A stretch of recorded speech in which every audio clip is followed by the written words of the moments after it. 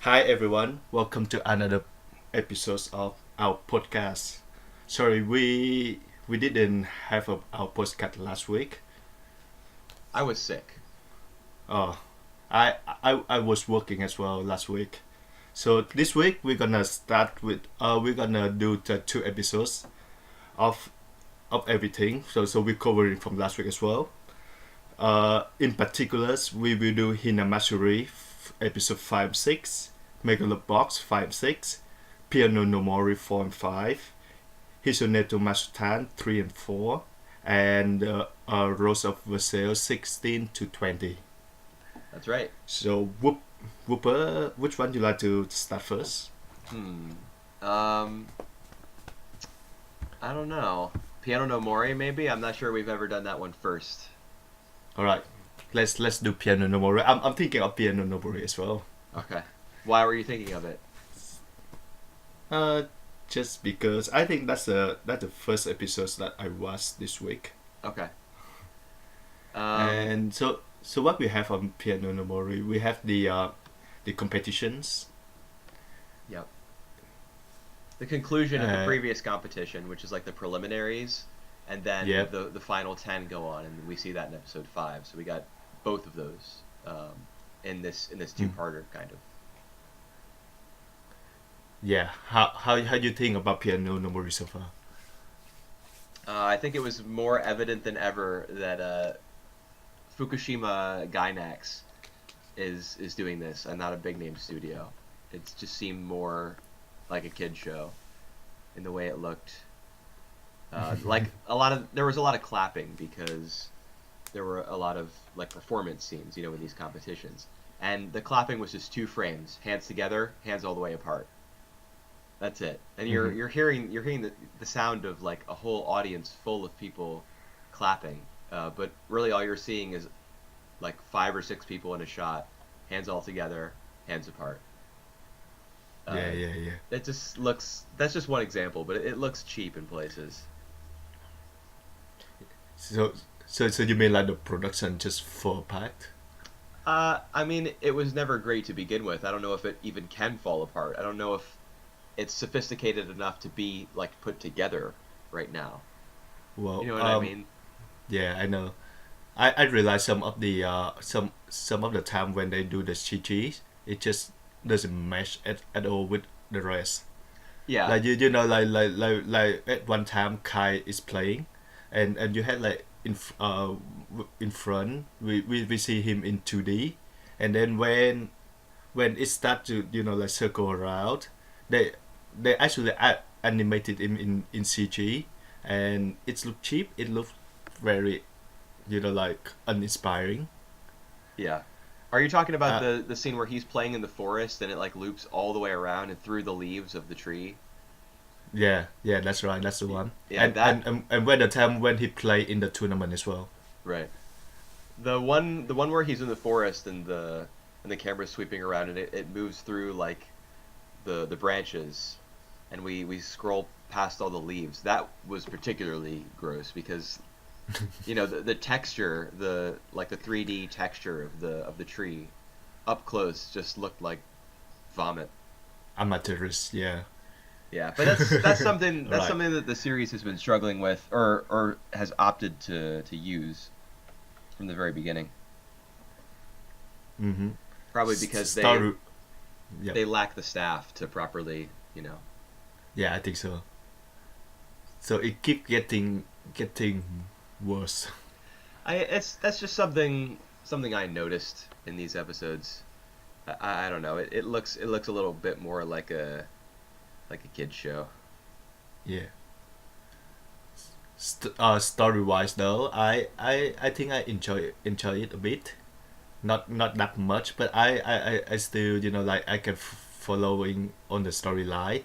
The one thing that I don't like though was how every single characters in the story keep telling us that Kai is like kind of prodigy. Yeah, I had the same issue. Yeah. It just Especially like after he finishes his performance, after he's kicked yeah. off his shoes. the old man who has one of his shoes. He walks up to the stage and he's like, "Well, Yeah. I sure didn't know anything about no piano playing, but you taught me a whole bunch there, boy. You're the greatest." Yeah. I That is what reminded me I understand. especially of a kid show. Was like we were just the message that we were supposed to get was reinforced so many times by so many different characters. Yeah, I'm sure that's no subtlety of that. Yeah, it was lousy. Yeah. And so then, of course, when he doesn't get through on the technicality, or I don't even know if it's a technicality, he doesn't get through because he's Because he doesn't play according to the notes. That's what I take. I'm not really sure why they didn't like why he didn't get into the top 10. because they have a specific set of criteria. That's what the judges were talking about. Like, Oh, if you just leave it up to interpretation and say that you can play the piece however you want as long as you express yourself, then everyone can get in, or maybe nobody would if nobody expressed themselves. You have to have a certain standard. Although all right. that idea was taken to like a comically villainous degree in episode Mm-hmm. 5 with the one Four. judge, Yep. like the one judge who was like, all the commoners just need somebody to follow, and if there's a talent like Kai's, then it has to be nipped in the bud so that we can maintain peace. All of that Yeah. was That. extremely strange to me. And maybe, like, I know in Japan they have a saying, the nail that sticks out gets hammered down. You're supposed to Mm-hmm. act in a certain way and not, show off or shine too brightly. I think maybe making that judge out to be such like a mustache twirling villain about saying all that stuff about commoners maybe is a rejection of that Japanese idea. It's more about like Kai is like a whole other level that they could never understand. Right. So You can't so judge that's people why. according to what he does because he's too gifted. Yeah, he too different. Right. He's so different that he sees Mozart's ghost Yeah, when he sits down to play. A whole I bunch of them, and they a all whole bunch of yeah, they, including I think one of them is like his bully as well. yeah, yeah, with the big lips. Yeah, with the big lips. Right. I guess they're all people who he knows. They're all dressed up as Mozart. But he knows what Mozart looks like, right? Because in episode maybe 2 or something, he's having that Yeah, they have all the conversation, pictures. right, in the music room. So I don't Yeah, know. but he mistake Mozart for Beethoven though. Oh, did he in that episode? Yeah, in that episode, he pointed the picture of Beethoven and then he said like this is Mozart. Oh, So well, maybe, the teacher had to correct him. maybe he just doesn't have a gift for faces, and that's why he sees so many different Mozarts, because he forgets what Mozart's face looks like. Yeah, yeah. That this is Mozart number one. This is Mozart number two. Yeah, and this This is is Mozart with Mozart huge for lips. breakfast. Yeah. Yeah, the everyone just praising Kai and talking him up was a bit much, Yeah. you know. But then, as a result of him not getting in, we see Takako, the girl who he encouraged in like episode 3, who keeps calling him Wendy. She kind of Yep. takes his torch and carries it forward, which I Yep, thought was that's nice. right. hmm I don't know if she gonna be relevant later on. I think she gonna be relevant later on. In the But theme song, we see an older version of her, right? yeah, I assume so. So I think she'll probably. I I, I, I see many new faces up too. So I'm not really sure. Yeah, that's true. There are some people in the OP that we haven't met yet, like the guy with the curly blonde hair.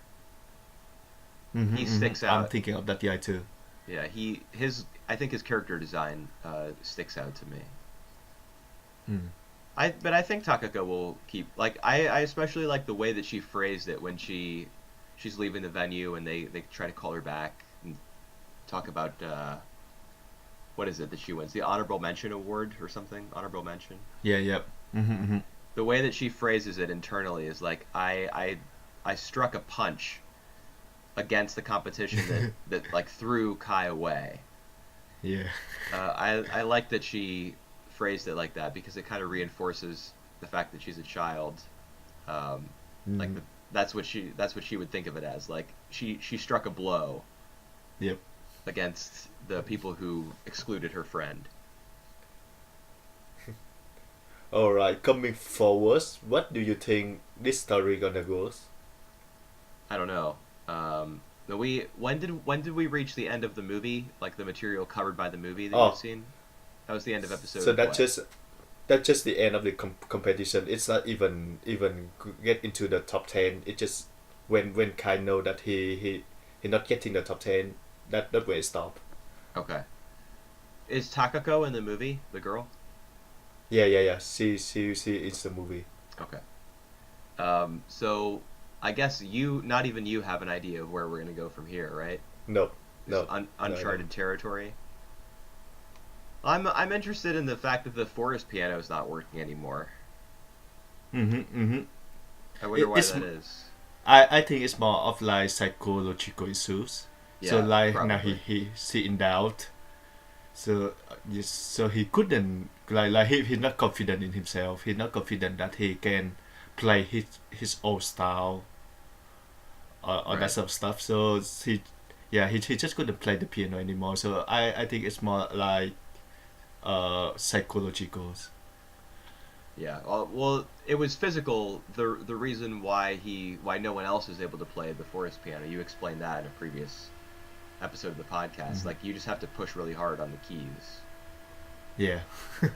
Is it possible that like a similar thing is going on now? He's just not putting his heart into it, so he's not pressing as hard as he usually does, or I think now when he get the taste of like playing with the audience, like playing in the tournaments, he more into that, like so he get away of what he want to play piano in the first place.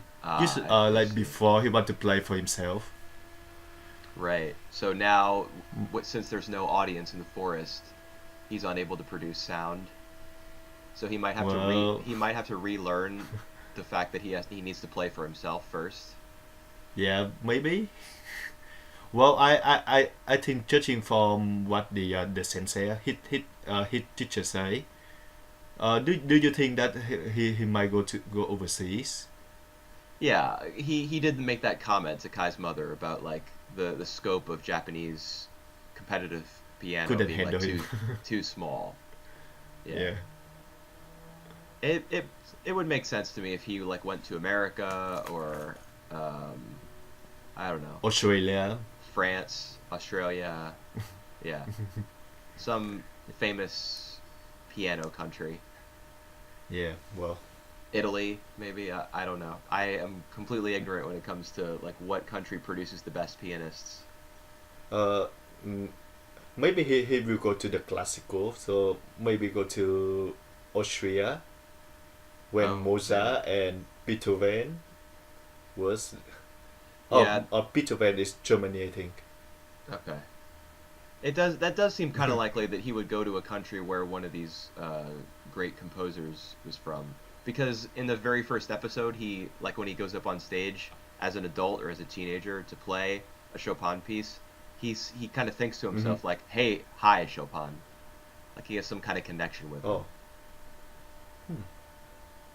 Well, he's the one who see ghosts, who see Yeah, the ghosts. So that's why he can have that connection to them. yeah. Well, I guess yeah. Well, I don't know how the story gonna goes, but well, We'll find out. yeah. Let's at least. Shuhei, Mm-hmm. Shuhei, he Oh won yeah. everything. He's number one. Mm-hmm. So I wonder how he'll mature as a pianist, knowing that Kai is like better and more expressive than he is, even though Shuhei's the one who's winning everything. I wonder like how that'll weigh on him as he grows older. Like if there's going to be a time skip or what. Yeah, I don't know if Shuhei gonna be relevant on the later acts. Like they just say that he gonna move. Right. So I would reckon that like they're gonna be some act of Kai alone, trying to like figure out himself, and then later on when they get older, I think Shuhei will come back. Yeah, But because they're that like that will be a time destined. skip. Yeah, Yeah. probably so. They're like destined rivals. That's a big thing Mm-hmm. in anime And and manga. well, and that's the thing I don't like about Piano no Mori so far about that rival, because as you say, Shuhei is like number one, Right. number one in Japan, and Kai is like a prodigy. So it's kind of make a good like a good rivalry between them, but every time you say even see that Shuhei admit to himself that he lost to Kai. So like it's on way one sided. It's on way like Kai is a better pianist. Right. The show make it like that. Yeah. Going back to the I kid don't show like. thing, it's really simple. Yeah, I I don't like the way they put it. It's like you say, it's too simple. Maybe if there is a time skip and the show introduces more characters, some of the people who we're seeing in the opening theme, for example, it'll have to Mhm. devote its time, like split its time between all those people, and then there won't be so much shine on Kai's character. Maybe. I think that's the best we can hope for, so that it's not just Hmm. like a Kai suck up fest all the time. And yep. All right, let's get to the next shows. All right, How about Golden Kamuy? we're not doing that one. I'm just testing you. Okay, good, because I don't want to. I don't want to talk about a show that one I haven't seen and two I wasn't really liking after a couple episodes. All right. Let's get to the next show. I guess Mega the Box. All right, how'd you feel about these episodes? Well, the two episode is about the guys the ex soldiers, Aragaki. which yeah, I don't remember his name. Aragaki, you say? Aragaki, yeah. That was pretty good. Like, I didn't think that like they can develop this guy into that good, but he's a good characters. How do you think about him? I'm fine with him, but I wasn't wild about these episodes. About the two episodes? Yeah, the show does not look the same. It's not delivering on the visual promise that it showed in like the first two episodes. All right. I'm just not seeing it, man. I'm not feeling the punches. I'm not feeling the Oh, energy or the tension. That's that the same complaint that I had last time. yeah. In this I one agree with you particularly, that. Yeah. Mm-hmm. go ahead. Oh, I just agree with you that the punch lack weight. Yeah, this is a boxing anime, man. Yeah. I want to see some scrapping. I want to see some fighting. I want it to be like you're laying your life on the line.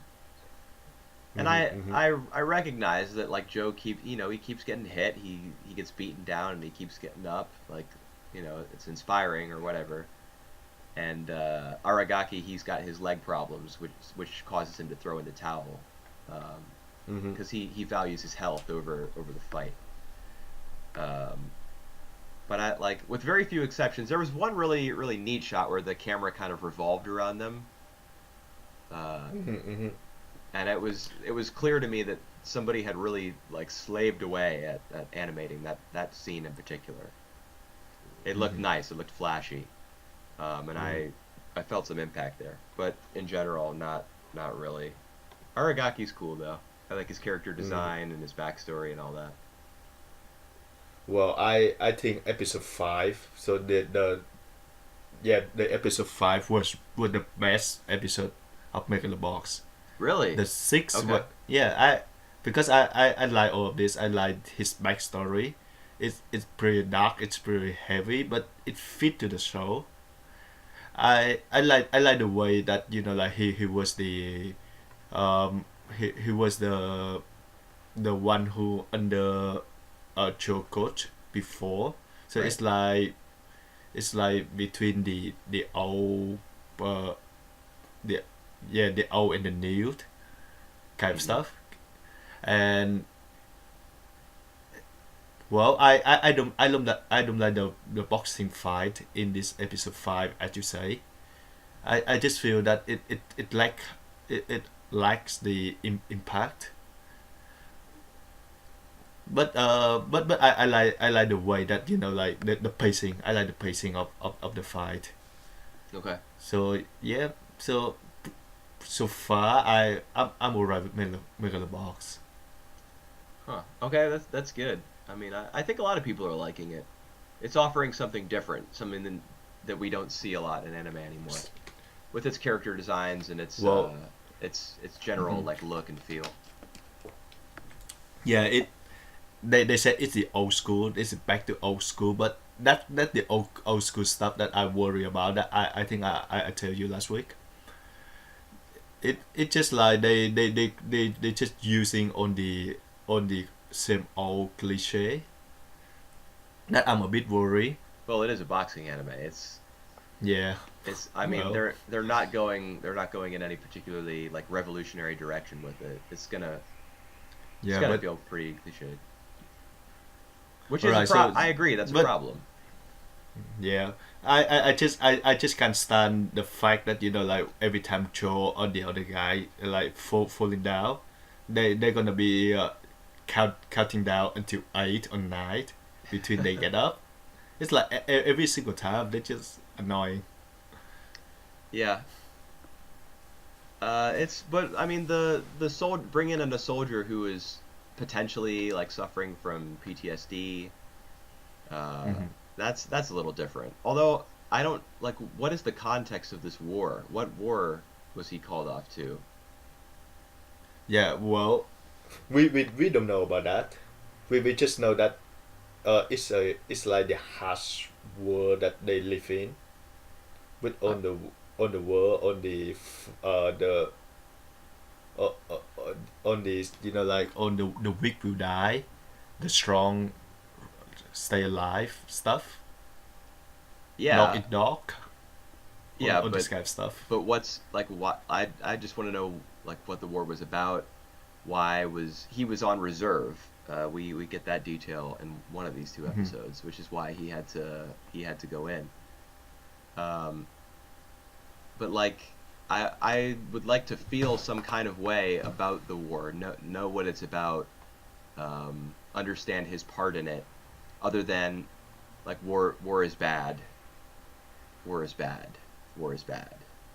Well, yeah, it's not in Megalobox though. I think it's not about what is bad. It's about like the people broken from the world, which is fine by me.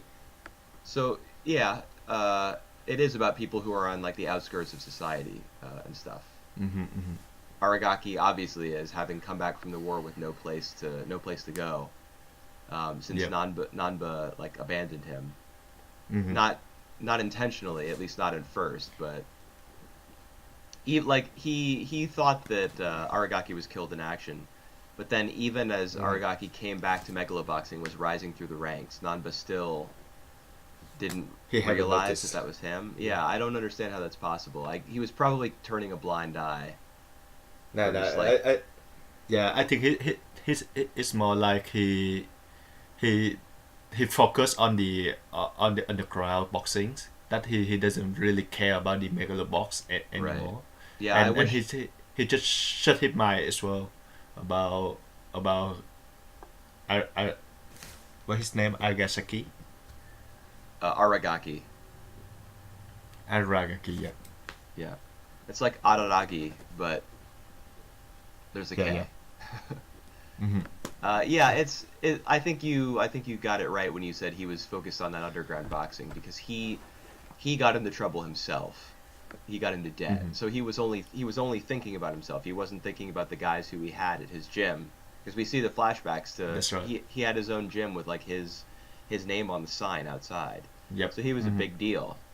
Um, and he was just too focused on himself once he got into trouble like that. So I wish the show That's had right. gone to greater lengths to like condemn Nanba for that. It did a fine job, I think, um, of making us feel the injustice of the situation and about how hard it was for Aragaki to come back and realize that Mm-hmm. the one person who he thought he could count on was not there for him. So That's maybe the right. show didn't need to make it any clearer than that, and we can just Mm-hmm. draw that conclusion ourselves that Mm-hmm. Nanba was tied up in gambling debt and he was just trying to save his own skin. Yep. Do you feel the fight, though, the boxing fight, was anticlimactic? Yes. Oh, it definitely was, Yeah. and they did that on Do, purpose yeah, because yeah. I mean, like, do you like that? Do you like that? yeah, I think it's cool. I think it's cool that that Aragaki decided to value his own health over boxing because boxing for him, like at this point, now that Mm-hmm. he's returned from the war and has been grinding this axe and like hating Nanba this whole time, Mm-hmm. for him or Nanbu, for him, boxing represents like his old self, his old life, and he needs to let go of that and move forward, and that's what he did by putting the his own health and like the use of his legs first.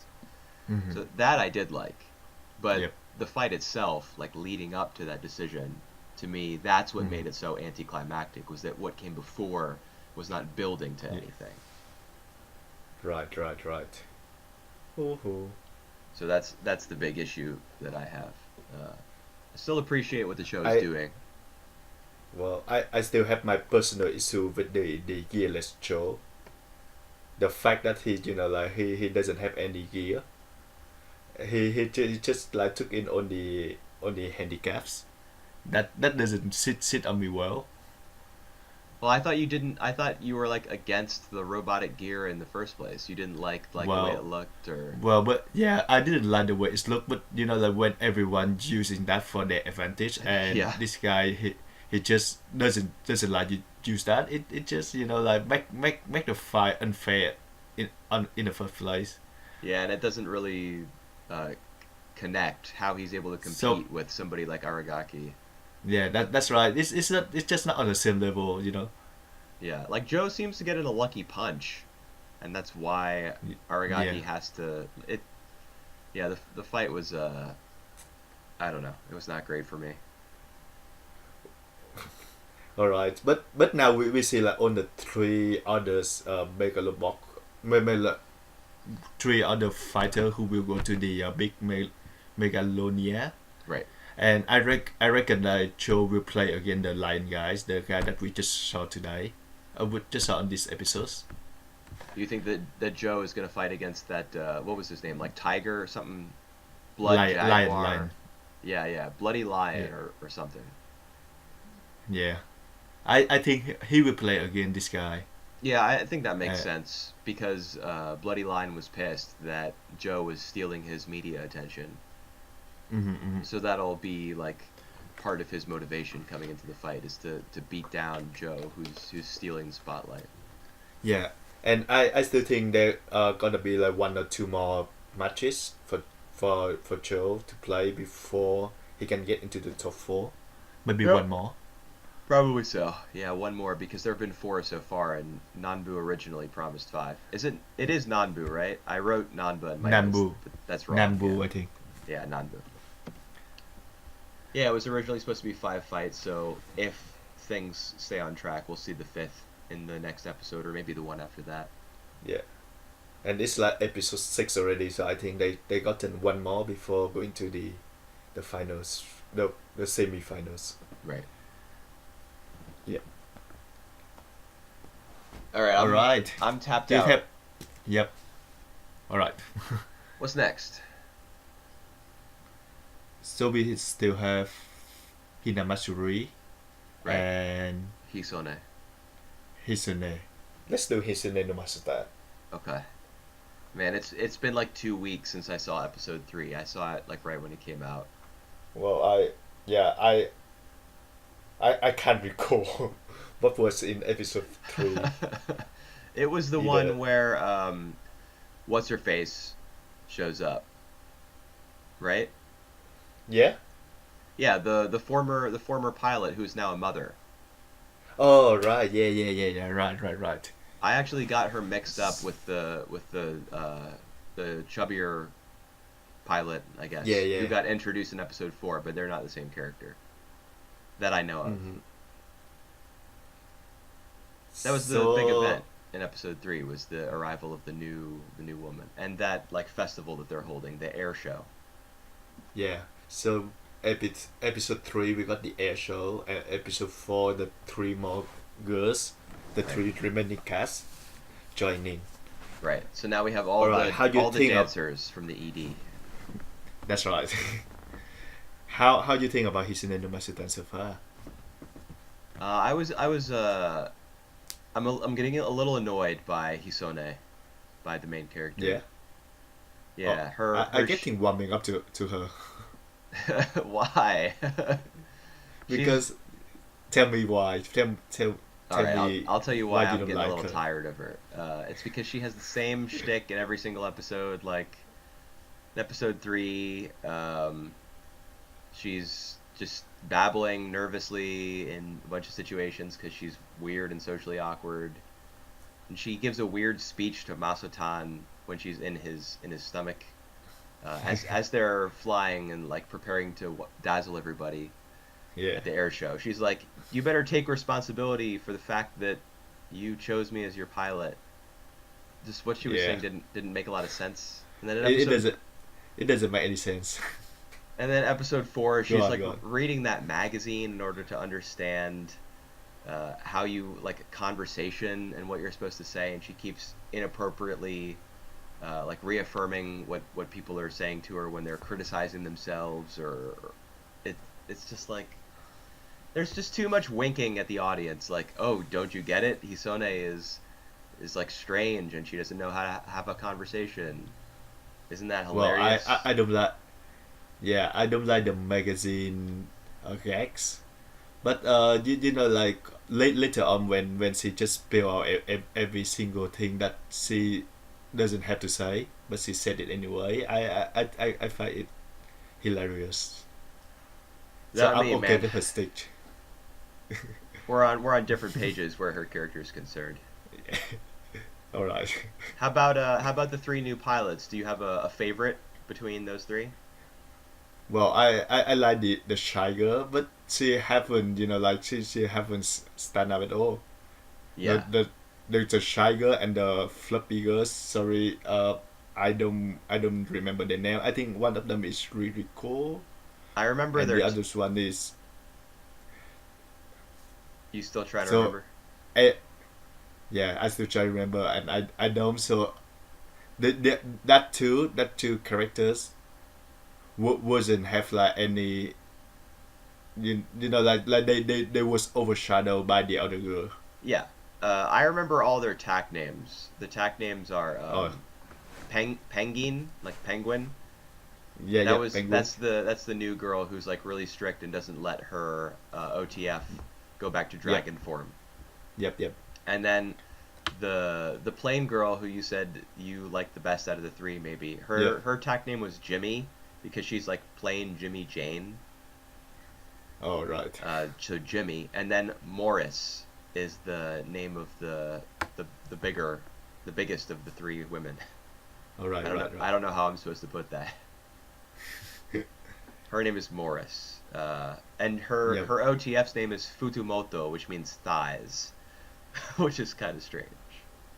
Yeah. I think I liked. I mean, I guess I liked Penguin the best because she was the one who got fleshed out the most. Although All right. I was kind of surprised by how far she took her like disobedience of the Yeah. of Central Command or whatever that little Well, office I is. think I think she does make sense that you know like she regards her dragon as the plane. Right. So she regards herself as a pilot, not the dragon caretaker. That was she put it. Yeah. So I think it's like one of the central messages of of this weird show Hisune no Masutan about piloting a dragon. So this is like one of the central messages for them. What is one of the central messages? Alright, so whether you regard your dragon as like as a plane or as the pilot or or you regard it as a friend. Right. But what would be the message? Like, what are we supposed to? We're probably supposed to think that Well, I think you I need to be a I think this caretaker. show. Yeah, so I think this episode makes it very clear that like regarding the dragon, it's just an object. It's not the best way to do it. Yeah, because then your I dragon busts out I of its don't. camouflage. Yeah, that's right. When you needed them the most. Right. And So I this is. Go ahead. yeah yeah I just don't I just think that it way too overnosed, but that that's the kind of show that we got here. Right. Yeah. The Characters. message, yeah. And yeah, all the characters have their tropes. You get the shy girl. You got Yeah. I the girl who's I, like I way too much of a disciplinarian. You got the one who has no social skills. You got the delinquent. Yeah, except from Penguin, I don't see like any other four girls, Hisune, Nao, and the other two, kind of fitting into the military, like discipline. Yeah. I just can't see it. But like it's the slide of life show. So like all the girls have to have a quote. Right. Like in Sora no Woto, Yeah, none of those girls were cut out for the that's exactly military. that is that it remind me a bit of that show. Oh yeah, there are five girls. Yeah, yeah. There are I think five there were in girls. that show too. Yeah, each girl have different personality. Each girl have like some certain quirks, and yeah, basically it. It's almost like it's less like they have personalities and more like their quirk is their personality, which is an unfortunate syndrome that like a lot of anime character writing has. That's right. But this show I think So plays into it in a way that works, and that's what most shows with these kinds of tropes and these kind of quirks, they have to play into it with the writing. They have to kind of push it to that next level and still mm-hmm. still like dedicate episodes to different characters and make That's it work right. that way. Yeah, yeah. And that's what we're seeing so far. So we'll probably, what do you think? Will we get an episode about Jimmy and like an episode about Morris, Ooh. the new pilots? I think we do. I Yeah, would reckon so. Yes. I think we probably will too. Yeah, but it's not about like like an episode focus on them. So it's not about like you will see that in their point of view, but it's more about like they're having some issues, and we start to learn more about that. You can you see the difference? Yeah, yeah. Like in this Yeah. episode, it was about Hoshino. It was about Penguin. Yeah, Um, yeah, yeah, but yeah, yeah. it's not as though every single event focused on her. It's just that the type of training that they were going to do, she saw as an opportunity to like prove herself as Mm-hmm. the most worthy candidate and like the future fighter jet pilot. Mm-hmm. So she stepped up, Female. and in the process, the episode kind of became hers. Mm-hmm. So Yeah, it'll that's I probably do agree. something. It'll probably do something similar for the others. Yeah, I hope that the show does for the others, because the other two still kind of plan to me right Yeah. now. Well, it's only been one episode, and one Yeah, character's literal that's purpose right. is to be bland. Huh, yes. I think Uh, Penguin. yeah, I yeah. think the reason like her being so conflicted, or conflicted is the wrong word. Her being so adamant about her dragon staying in fighter jet form. Um, Mm-hmm, mm-hmm. I think part of the reason that she's so insistent on that is because she feels as though she has to be tough and like be a disciplinarian and not be a caretaker because she doesn't want to be pigeonholed or thought of as a woman. One of Well, the well, one of the yeah. guys makes a comment in this episode about like Mm-hmm. you need. I think it's that drill sergeant with the pompadour who's always yelling.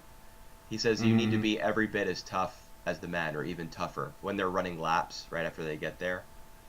Yep. So I think that's playing into her strictness, which Well, I hopefully she gets over. yeah, I think it's more about her issues. It's more about like a woman treatment in the military. So it's more like I it's just my take. It's more like about like all the men who don't usually regard women as as effective. I have one of my real friend who actually told me that the idea of like putting women into the military is kind of weaken the whole military, and that make me so mad. But like it's one of the perspective that people have. Yeah, a lot of people think that way. There's still, the idea of like traditional masculinity and men being stronger and more suited for Y- combat and stuff. yeah, that's sexist. That's I but guess, but so well he the my friend he does has a point. He was the police, so he don't know the stuff that he say, but it's just sexist, no matter how you say it. well, when it comes to their job in particular, which is piloting these OTFs, I don't think you need to Yeah. be able to lift a certain amount of weight or, like run a Mm-hmm. certain distance at a certain speed. For those tasks that require that type of physical strength or endurance, there are some things that men can do much better than women. But when it comes to like Mm-hmm. caring for dragons and piloting them to the best of your ability, And uh, massaging them. Mm-hmm. yes, and and scraping all the mold off their bodies because of the humidity of the hangar. Yeah, Yeah, you don't women need women can running do high. that. Women can do that just as well. Yeah, that was something I noticed in Yeah, episode three. yeah. Like there was another little detail about the dragons that I really liked. You could Yeah. hear the acid in their stomach, like gurgling, when they were in the cockpit Oh. getting ready to take off. That's just something I Oh noticed no. during Yeah. during the air show episode. Hmm. Hmm. Hmm. I like all Interesting. those I like all those little bits. I I do too. Hmm. So Excuse me. yeah. At the end of the episode 4, we see we see like two guys talking about something about the next election, and that's Yes, some yeah. kind of stuff. Yeah, it's the new character is I don't know what to do. Yeah. the new character's name is Iboshi, and he's meeting with the head of the Air Force. So it's like All right. the, Yeah. Yeah. a politician, I guess, meeting with Sosuda, who we already knew as the commander Mm-hmm. of Yeah. like Hisone's unit. And Iboshi is talking Mm-hmm. about like the connection between a pilot and an OTF, Yeah. and he Yeah. he wants to figure out what causes it and like what the common trait is between all the pilots that these dragons are looking for. So Mm-hmm. there's some sort of bigger plot that the show is hinting Yeah. at, I guess. I I feel the same, but I can still pinpoint like what the bigger plot they're gonna be. No, I have no idea. We'll find out, I guess. Yeah. I really So did like that scene though. I liked the traditional air that it had to it. It was, lit by yeah. lanterns and it was on the water and there were those women Yeah. in kimonos that were passing by. I'm sure that That that was a reference to some actual holiday or tradition or festivity. But of course I wouldn't mm, be able to pick up on that. yeah. That looked nice. That looked interesting to me too. Yeah, it was maybe my favorite moment of episode 4 to be honest, just because it looked so great. Mm-hmm. Another bit that I How do really you liked. think? Go ahead. Yep. No. You tell me first. Oh, well, just very briefly, another moment that I liked. It only took like 1 second in the show, but it was when Jimmy was like dashing away from what's her face Hisone in the women's room, like the locker room maybe, Break and breaking and the her phone. what? She breaking her phones, I think. She breaking something. Breaking her phone? Yeah, she was kind of like emotional at a sense, and then she break something in half, and then Oh she no, left. that was Morris. I'm talking about Jimmy, Oh, the shy oh, one. right. Yeah, yeah, yeah, Yeah, yeah. but All we're right. we're thinking of the same scene then. Just when Jimmy like walked away after telling Hisone something. It Yeah, did yeah, that yeah, thing yeah. with her legs where it was like Cartoonish. Yeah, yeah, and you saw a whole bunch of her legs like waggling back and yeah, forth as yeah. she was running away. I was charmed by that. I like that stuff. Well, I kind of feel it's kind of out of place, but like it fits somehow. So it's not out of place. There are a whole bunch of like overreactions and cartoony bits like that in this show. Yeah, Like sometimes when the characters blink, you hear like doop doop when their eyes open and close. yeah, yeah, yeah. That's Yeah, right. That's right. it's a kind of a similar thing. Yep. I have a brief question for you before we moving on to the next show. How you like the other dragons designs, if you remember them? I do, yeah. One of them was the cheerful one was in the camouflage, Yep. and the scary one, Penguin's dragon, was in that like really streamlined looking blue jet. Mm. And Yep. I know it was a yellow dragon for Jimmy, but I don't Mm-hmm. remember how it looked exactly. Yeah. I thought they were good. I liked Morris's the best, the green one in the camo who was like so friendly. Cause All right. she seems to be very friendly on the outside, but then when you piss her off, she's like whatever's in her fist, she ends up breaking, like the phone you were talking about Yep. earlier. Uh-huh. Well, but now we have like four dragons and Yeah. five girls. Yep. Now it's So still sidelined. have to laugh out. That poor girl. Yeah, I think she'll probably get another episode to herself. Uh, Maybe Yeah. not totally to herself, but she'll get another chance to shine. Hmm. Well, I still don't know what the deal with on the dragon pilot things, but I enjoy the show so far on the visual level. Yeah, it's It's it's always still like very fun to watch. yes. Yeah, The although character is good enough. It's just about enough for yeah, us for me to care. yeah, I kind of feel the same way. The story It's good though, enough, the the story though is a bit lightweight. That's why like after a few days I don't remember most of the story. right? Well, I'm gonna But have that yeah, problem it's in a like bit later at the end of this podcast. I'm gonna have that problem with another show. all right, all right. Alright, let's move on to the last show of this season's Hinamatsuri. Right. Episodes 5 and Did, 6. Yeah. yep. You just watched episode 6, right? Yes, I did. When I got back from work, that was like the last thing I did before logging on here. Hmm. All right. I wrote almost nothing about either of these episodes. Yeah. Yeah, it's getting to be like, show's still good, still liking it. Episode 5 might have been my least favorite so far. Uh, 5. yeah. All right. But I've just it's getting to the point. It's a comedy, so it's did you Yeah. laugh or did you not laugh? It's getting to that point Yeah. to me. Yeah. All right. Although episode 6 did have some emotional bits to it. Yeah. All right. Episode 5. I think I wrote it down in the blog, but there are two segments in that show, and the first segment, the plot A, was my least favorite part, and the plot B was one of my favorite one out of Hinamasuri. So plot B is So the I one think that with Hitomi and the well being a on middle the school bartender. yeah. So like when on the Hitomi friends trying to figure out what to do with Hitomi, like like going to the nightclub Right. Yeah. To the bar where her where their teacher where her is. work. Yeah. And then when Yeah, Hina's that's dad right. goes in, they're laboring under these misconceptions that she's like a prostitute, or you know, Yeah. or that she's dating an older guy.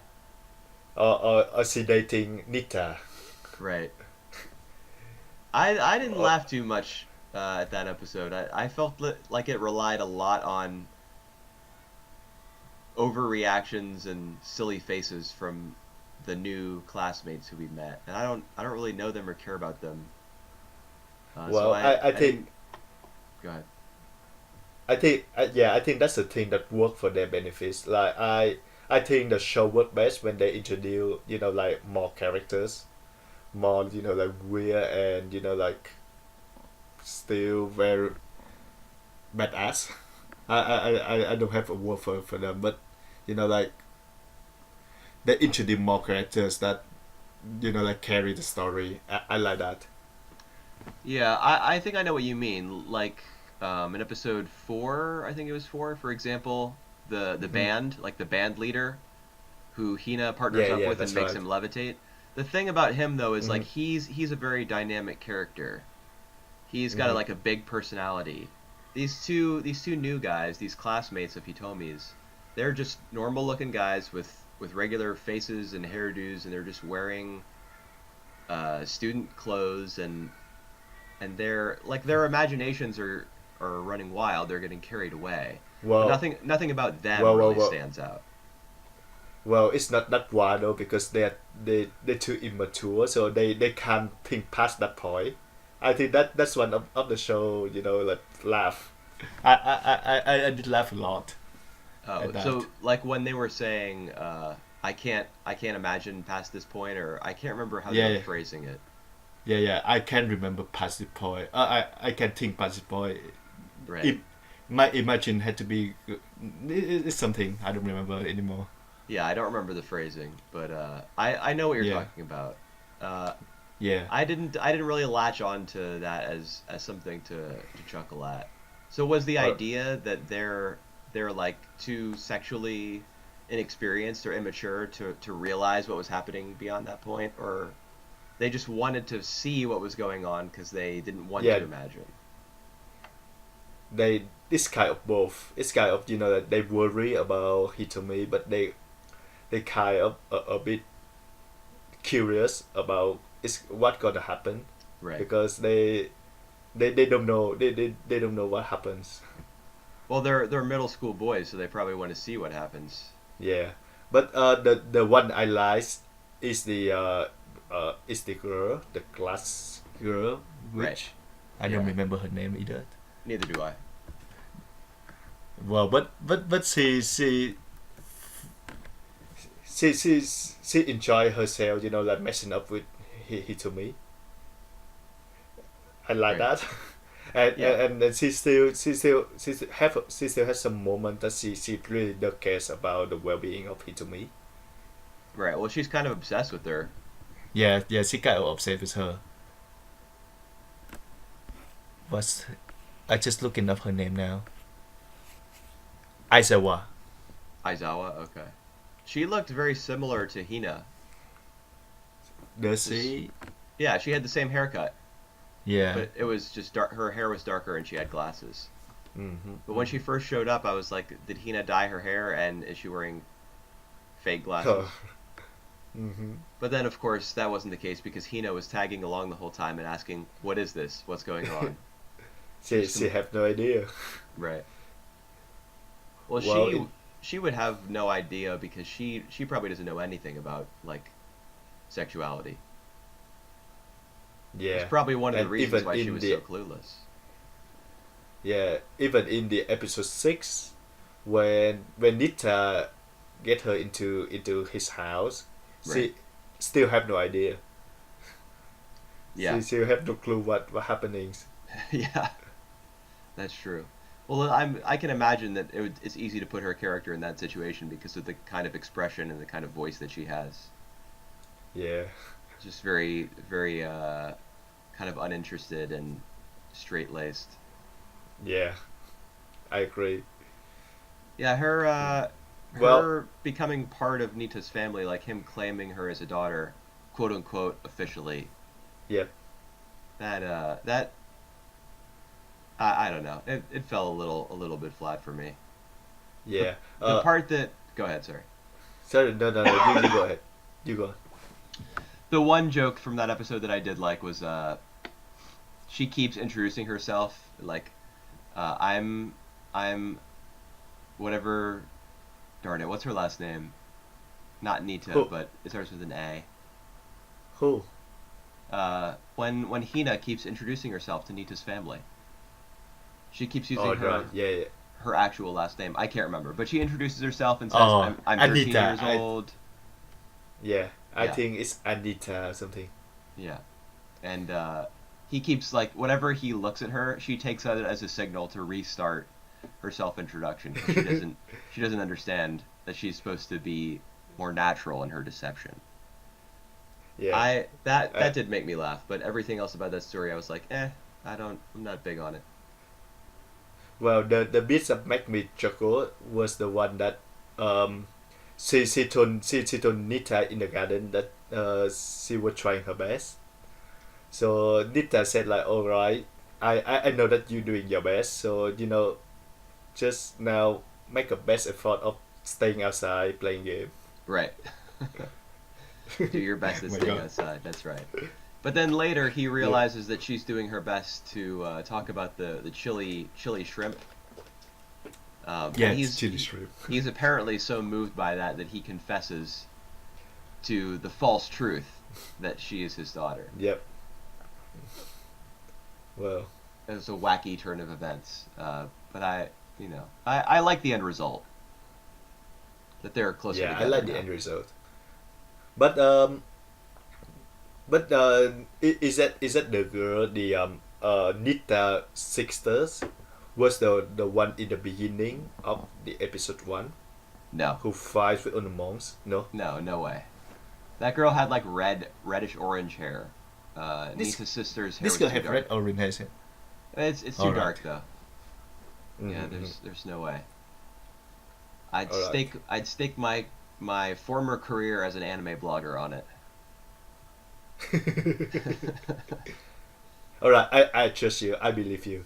All right, appreciate it. So come to the second part of the episode 6. Is where Yes. Anzu left the homeless guy. It was like one of the most emotional segments Yeah, that we see so far.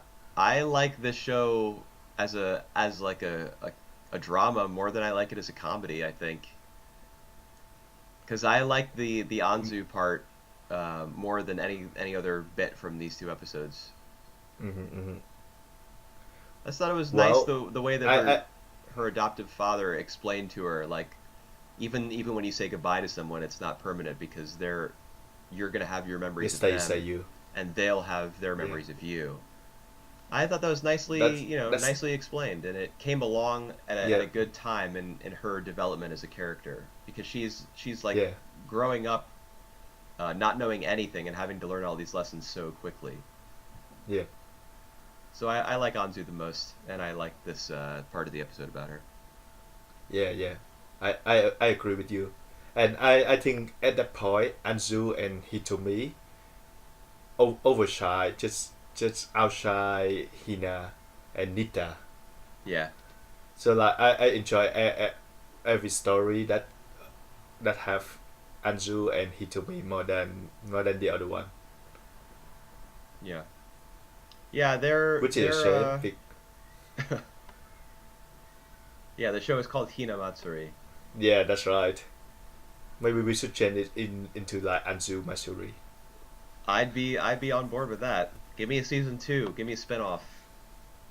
Yeah, or Hitomi Masuri, because I there's gonna be more like wacky situation coming to Hitomi as well. From what I Yeah, heard from the one who read the manga. right.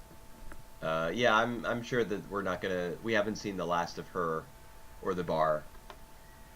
A bar is Yeah. like really good territory for comedy because you can have characters wander in and wander out like at will. That's how a bar Mm-hmm. functions. Mm-hmm. So we'll see more of her.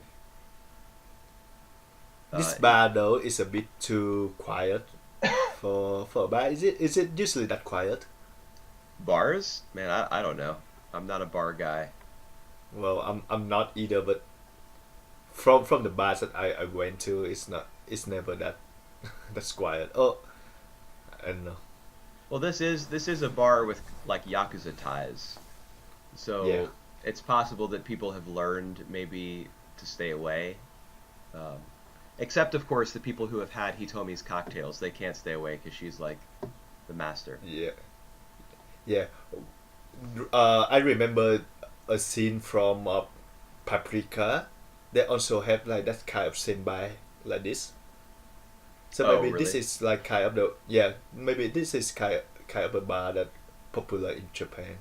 Maybe. You mean like all the drinks are against the wall and it's backlit so you can see all the different colors of the bottles Y- and Yeah, and people just sit into the what they call stools? into just yeah, the stool just facing off on the bartenders Right.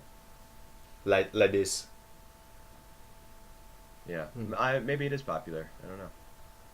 Yep. It's not that popular in the show unless you're watching the ED and you get to the end where there's a million characters in there. Yeah. Excuse me.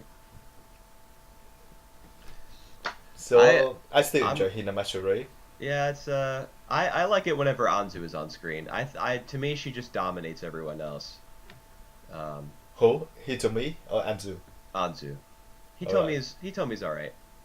Yep.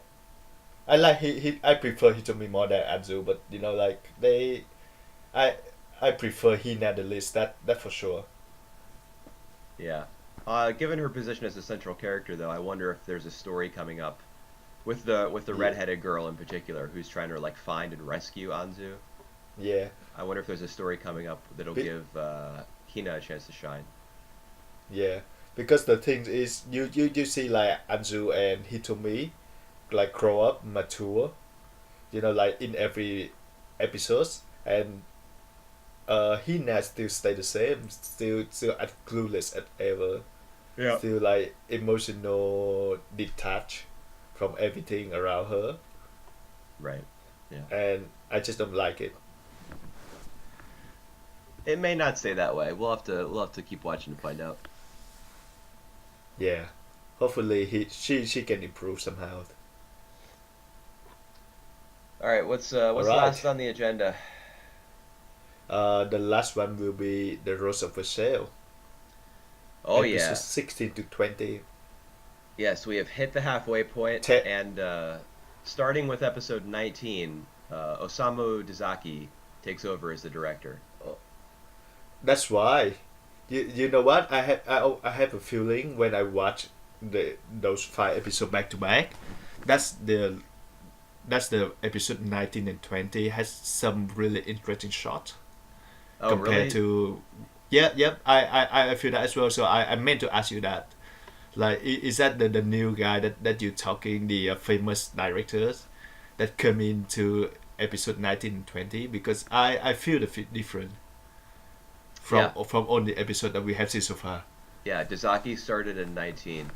He's the guy who did Ashita no Joe in the 70s. He did Aim for the Ace, the tennis series. He Mm-hmm. did Mm-hmm. Treasure Island, Takarajima in the late 70s. Mm. Um, and Rose of Versailles as well. He's responsible for a lot of like the the series from the 70s, The the anime classic. series. Yeah, the ones that have stuck around in the popular consciousness, I think. Mm-hmm. Another big name would be Leiji Matsumoto, who did like Space Battleship Yamato and stuff. Mm-hmm. But Dezaki kind of looms over the 70s as a giant from that era, and his work continued. Like it continued even into the 2000s. But Whew. yeah, yes, he does pick up the reins starting in episode 19. Yeah. I can see some really like arresting shots, Can you like think of any in many. particular? Yeah, sure. Remember Charlotte when she was about to commit suicide to jump. Yes. So before that, there was like various shot of the fountain Yeah, the of frog. frogs. Yeah, and that was really good. That was Real. like I it was get into her head. Yes, It that's it, it true. yeah. It shows us like how she feeling. So it fit very well with her feeling at that point, and I was actually impressed by the way the show that. Man, I thought all the cuts to the frog fountain thing were bizarre. I thought It's supposed the to be bizarre actually. yeah, I guess. But I don't know. I was put off by it, as she was, I'm sure, because Hmm. we're meant to associate the strangeness and the inappropriateness of the Duke's Hmm. advances towards her. He's frog like. He's kind of like repulsive and gross to her. Hmm. Hmm. Um, but just the way that Dezaki showed it to us from a bunch of different angles with sorry, I have a cough. You're He would cut to it like a million times in a row with water pouring over it, so you could hardly see it, and uh, like just like I rapid fire. It was strange. yeah, I didn't make it like the first few time that he did, Yeah, but I didn't either. eventually, yeah, it come and it makes sense. And I particularly like the way that like she stay inside the fountain and try to clean up her hand. Yeah, that part was freaky. That yeah, that was really dark, Yes. Yeah, it and was I that. like it. I like it that way. It's maybe the second major character death. Do you think? The first being Rosalie's mother. The first being the king. Oh, true. Yeah, the king died. So the king first, yeah, Yeah. but yeah, it's true that Charlotte's death is the most grim, like it's the most dark. Although I do think that in the aftermath of the king's death, the shot Hmm. where um, all of shoot Marie Antoinette and Louis the XVI, they're like their Yep. attendants Yep. come running through the hall with Uh-huh. those grins on their faces. Yep. That to me Yep. was also pretty freaky. But That was Charlotte's death, it has been the most grim, like the most dreadful. yeah. I didn't expect her to like to die so soon though. I I I I didn't expect that. Yeah, well, she just came into prominence only starting in episode. We knew about her before this batch, but starting in episode 16, I think, Hmm. when she says, "Oh, this girl's not a noble," like when she and Rosalie are at the party Yeah. Yeah. together. So And that takes talking us to about episode that, 16. Yeah. yeah, talking about that, Rosalie. So we have those episodes that like devote into Rosalie trying to find out the person who could kill her mother Yeah. and try to take revenge. So she have to like become a noble Yeah. in order to join to the ball, all kind of stuff. I like the idea. I still like Rosalie characters, but on those like on the event that happens was really stupid. This is like one of the most stupid things that I seen in Rose of Versailles. Oh, it's What always stupid, but What are it's you talking about? still very What's stupid to stupid? me. All right, so the event when we just talking about Charlotte accused her for being a Right. commoner, and then what she did, she just like did throw a hat A to fan, her, I think. a fan to her, Yeah. and like deny that and then run away. It just doesn't happen in real life like that. I'm sure. Well, have you ever been And then in a 19th nah, century nah, but 18th century French court? well, but it can't happen in any situation like that. I don't think she ran away. It just all right. It's just purely for dramatic effect. Like everything, like to put up into 11, and that like everything had to happen like in a grand fashion. Yes, all the That's then that accusations, they're like yeah, blown out of proportion. Yeah. But I and can later on, hold on, and later on when she when she met Madame de Poulac, Yeah. the Polignac. Yeah, in episode 17, she sees Polignac and recognizes her. Yeah, and then she prepared a knife to in order to stab her. You know, like she was in front of the Queen of France for Christ's sake. Yeah, and And, so Oscar stops her. yeah, and that and all that happened. You know, like they just talk like straight face to face and all stuff, and they just ignore. It's not the Queen, the Queen over there, and then it just all you know like too dramatic for me. It just too much. It Man, just I didn't have that problem. I mean, I I've accepted that Rose of Versailles is just a big fat soap. yeah. Yeah. Although I will say that in episode 20, we may be getting some glimmers that the French Revolution's about to kick in. Like we get cuts away to the common people who are like, Oh thinking, oh, if I could only have like one drink, everyone yeah, in yeah, the yeah, yeah, yeah. capital is living it up. And all I want over here is one drink. Yeah. And Do then you know what I feel like? what? I feel like I feel like a musical. Yeah, you're it's probably thinking of like Les Miserables. yeah, Les Miserables. That exactly it. Yes. Yeah. It said like people there don't sing in this series. They don't sing. They speak the lines, but you know it's kind of the same effect. It have like the stage quality. Right. Yeah. Well, No, it's right. You keep going on. in. I mean, this is a production from the late '70s, so everything is gonna feel kind of staged. They're limited in what they can do, like technically, because of the way they're shooting. Like they're actually shooting the cells on the backgrounds. Yep. The other scene from the perspective of the common people. We got them saying, like my kingdom for a drink. Basically, all I want is one drink. And then later in the episode, once it's become common knowledge that Marie Antoinette and Fersen are having their little affair. Affair. Yeah, the people are like creating illustrations and selling them and openly mocking the queen and her Swiss lover. Or is he Swiss? No, he's not Swiss. Yeah. He's No. Swedish. Yeah, Swedish. Yeah. Swiss is the Switzerland. yes, that's right. Oh, so yep. He's they're mocking the queen and her lover and being like she's brought ruin to France.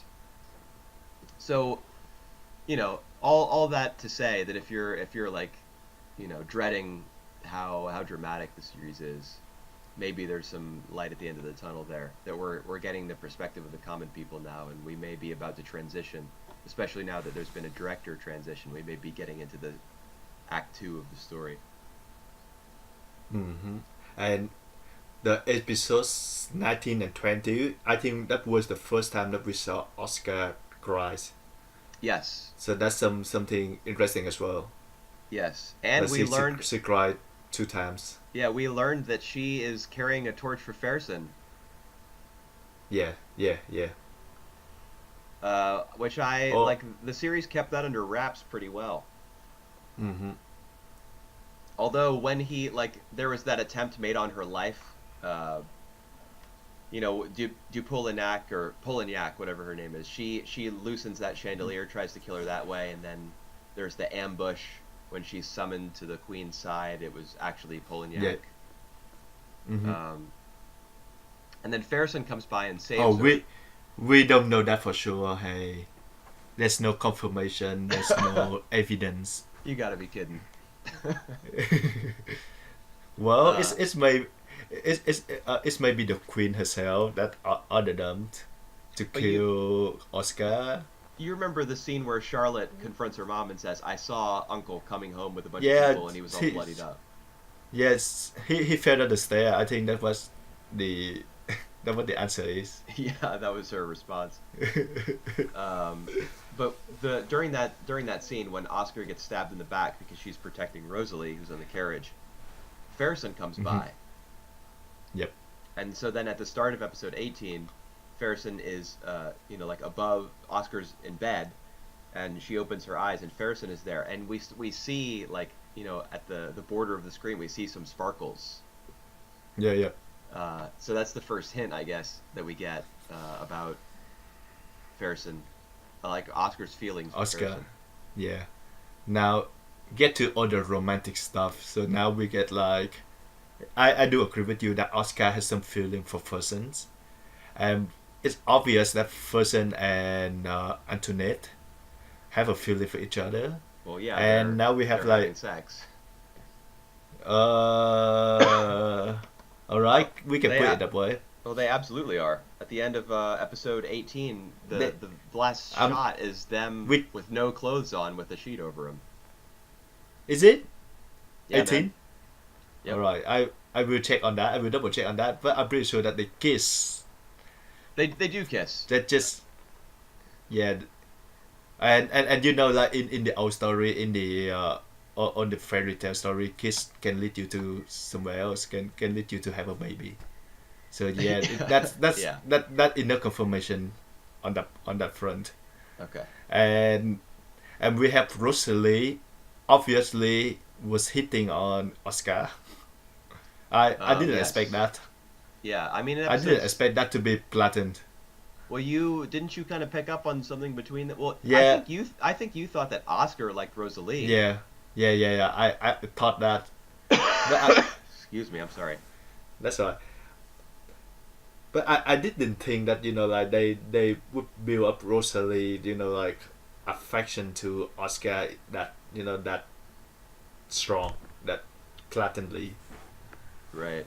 I think it kind of makes sense because Oscar has taken her in and showed her this much kindness, and is kind Mm. of functioning as a bit of a male figure in that she's teaching her like swordsmanship, That's right. and helping her to take revenge. Although Oscar later says that I only wanted to do that to like convince you to keep living and to buy time, Hmm. um, which is what ends up happening. Like Oscar prevents her from taking revenge on Polignac. Yeah, and then we just know that uh, Polignac turned out to be Rosalie's real mother. Yeah. What a twist! So the quest, yeah, what a twist. That's right. So the questions remains: is Rosalie gonna kill Polignac now, knowing that she's the mother? Oh, we actually know that. We actually know that she couldn't kill her. She tried and she couldn't. Yes. So We now get that that plot is scene gone. where yeah. Every character as of the end of episode 20, every character is miserable. Yeah, yeah, yeah. Oscar loves Ferguson, and he who is with the Queen. Uh, Ferguson has gone to fight in the American War for Independence along with Yeah. France. So Marie Antoinette is miserable, and so is he. Andre is miserable because Oscar doesn't love him. Yeah. Rosalie is miserable because her biological sister Charlotte is dead, Yeah. and she's like Mhm, weeping mhm. for her at the end of episode 19 after she commits suicide. And Everybody's just sad. her other sister just pretend not to recognize her. Yes, I that's don't true. even I don't Sean. even I don't even remember her name. Tron, yeah, yeah. Yeah. So I think that's a good ending point at the middle of middleweight. Like everyone end up miserable now. You think that's a good middle point? I mean, yeah, it That's a is. good middle point. Yes, it is. This show's probably Well, gonna have a and tragic ending. yeah, and I must confess that the first three episodes of 16 to 18 didn't grab me that much, but 19 and 20 actually like bring some of my hope back. You know what I really liked about the Dezaki episodes was Andre's new outfit. Did Oh, you notice that is he's it? wearing like that white Mm. silk shirt? He's looking like a pimp, Uh-huh. Yeah, yeah, yeah. That's right. man. Mm. He's got like a new look. I don't know if that's to he, make he, him more attractive and therefore more sympathetic when he yeah. doesn't receive Oscar's affections. He look good in there. I agree. Hmm. Um, yes, so everybody's sad. Yeah. There was one interesting shot that I noticed. It was not from episodes 19 or 20. It was from the last of the episodes directed by what's his face, who I forget. I'm sorry that to that guy's grandchildren. That's Uh, guy. That's guy grandchildren. Which yeah, one? I can't remember the first director. I talked about him on the last episode of the podcast, I think. But the shot Yeah. that I'm talking about is the shots in Oscar's room when she's like recovering, when she's taking bed rest because she's been stabbed in the arm or the shoulder, Yeah. whatever. Yeah. We get some shots of her room from inside the fireplace, with the Oh flames yeah. like in the Yeah. Yeah. foreground. Yes. To me, that symbolizes like doom. That everyone is going Mhm. to end up in like a fire, metaphorically speaking. They're all going to have to pass through hell, essentially. Yeah. Well, like the fire and Grunin's. I agree. Yes. That was a pretty good shot. Yeah, it was that. That's something that like animation is particularly suited for Mhm. is shots where you really can't put the camera there. I mean, you could. I'm sure that if you wanted to create a shot like that in cinema, you could. But uh, it's just as easy to frame that shot in animation as it is any other shot. So putting the camera wherever you That's want, right. that's what's great about anime. Uh, and Yep. that was one that I noticed from this batch of Yeah, episodes. and actually, like some of the shot, like particular in episode 19 and 20, are pretty inspiring even to that day. So like even now, Can you think of any besides how the frog statue? 30 years later, I still actually impressed. I 40. do 40.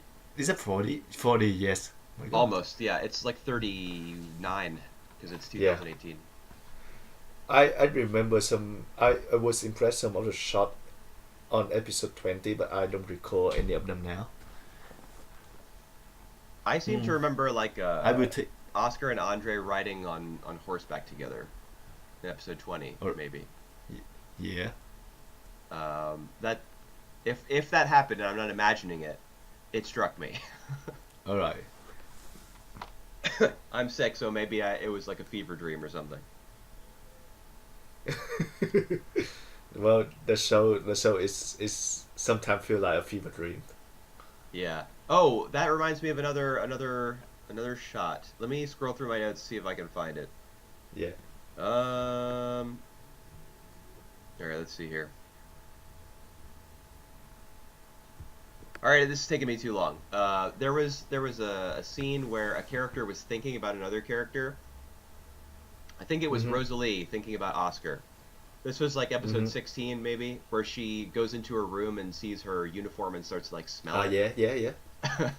Yeah. So when she thinks about Oscar, we kind of get a silhouette of her character, and then her hair.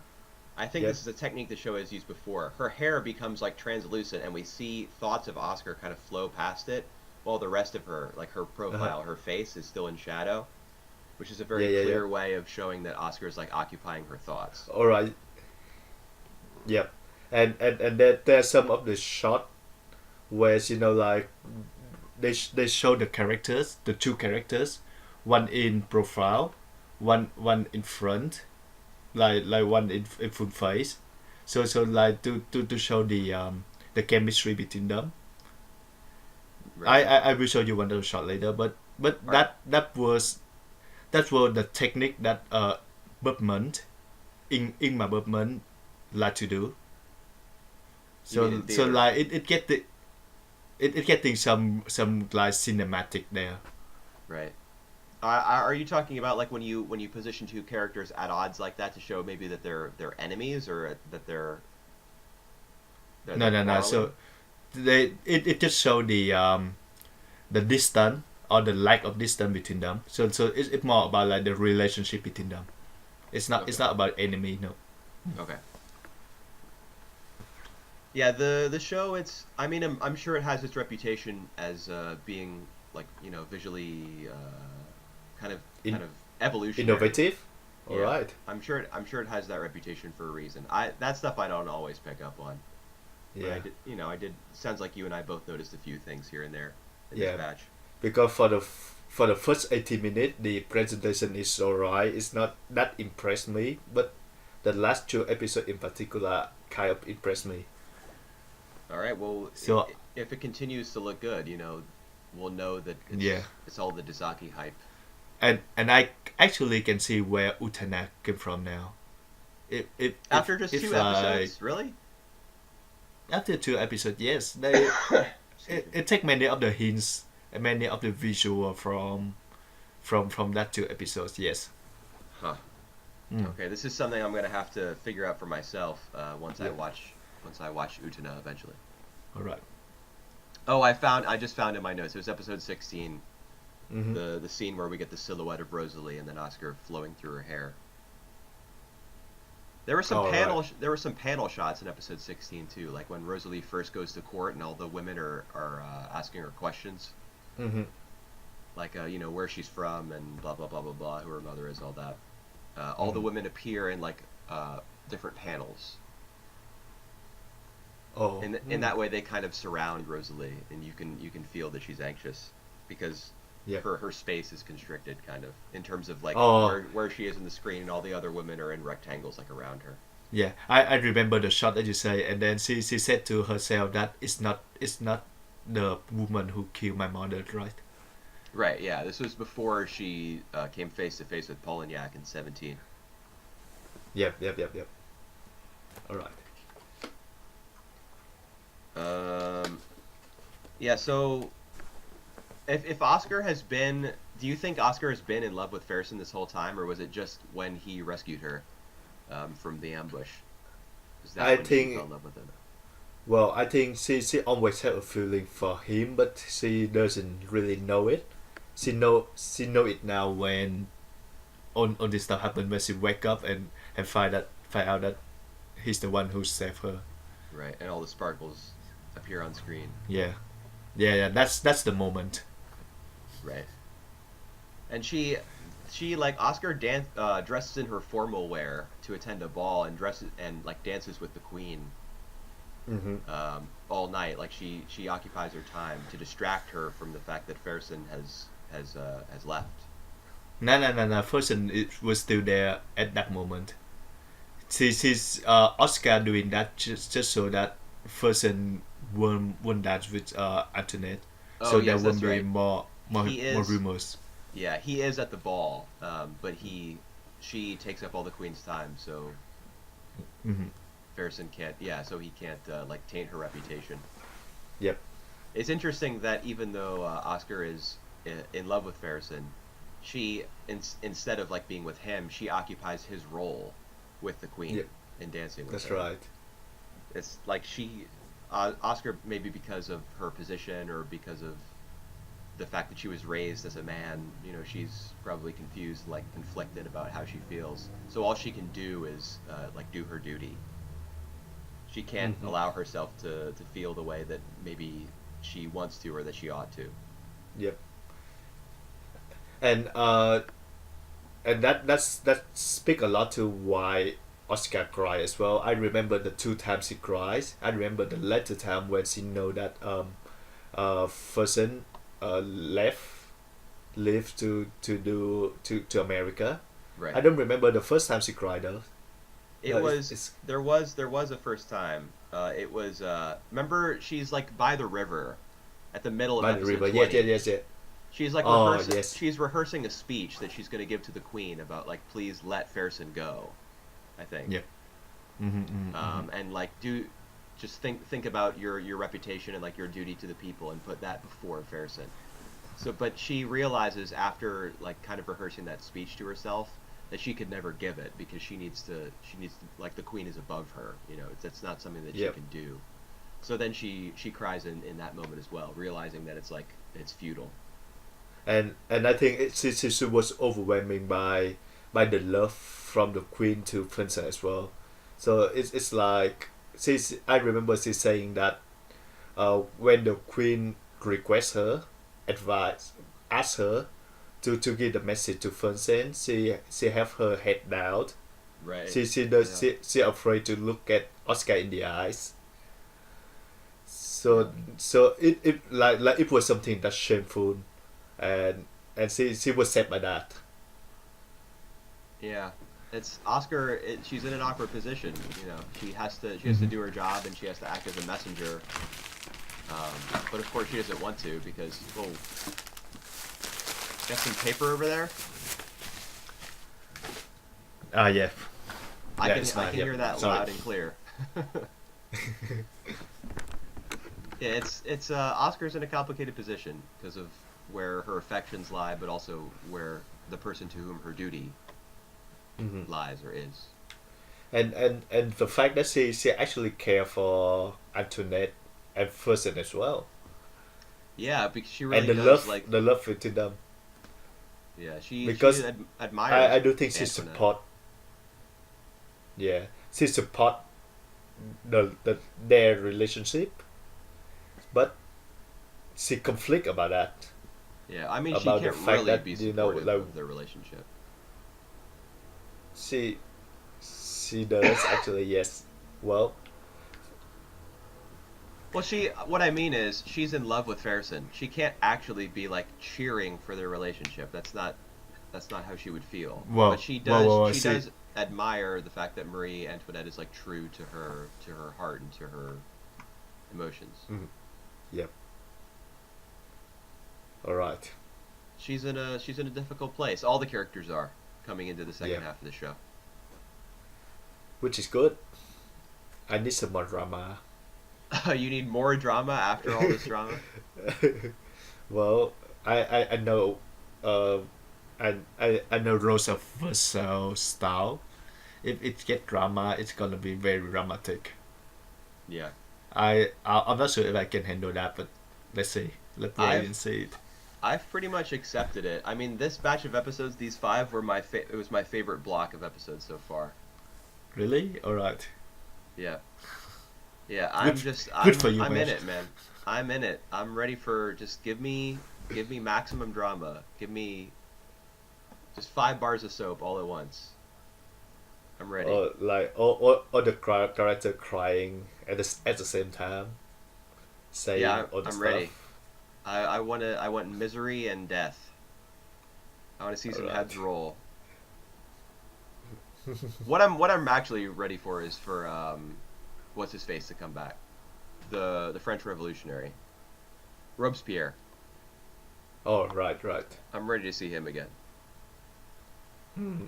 So hopefully, between 21 and 25, those episodes, we'll catch a glimpse of him. Yep. All right. Do you have anything else you want to say? Just that I'm getting tired, man. I'm tired of being sick. I'm tired of watching anime. I'm uh, I'm just tired of everything. So I All need these right. shows to hurry up and And soon. well, yeah, but also like raise the bar.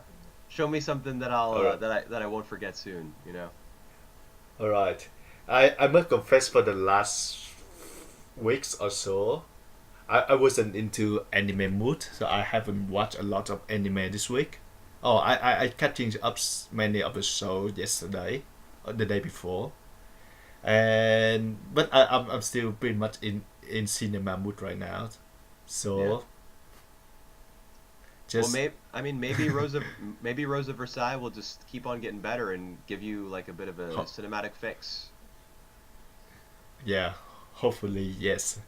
Yeah, less drama, more cinema. We'll see. Probably not, Yeah, but you can probably dream. not. All right, so for the closing thought, the past week was so because of more because of my personal affair, not because of the quality of the shows. Oh, I think we can blame the Uh, shows all right, so if you want. all the show was pretty average. It's it's it it's good to watch. It's fun to watch, but it doesn't leave much of the impact. Hopefully, the next week gonna be better. Yeah, we'll see. Yep. And And I'm over my sickness by and large. I've been coughing. I apologize to anybody who's listening for the loud noises. I'm probably like destroying your ears. But I But think I'll be all right. So we should be back next week. You think so, Mario? let's see. Yeah, let's see if you can count how many times he coughed during the podcast. Put it in the All right. comments. Thanks for listening. Thanks for listening. Bye for now. Bye, everybody.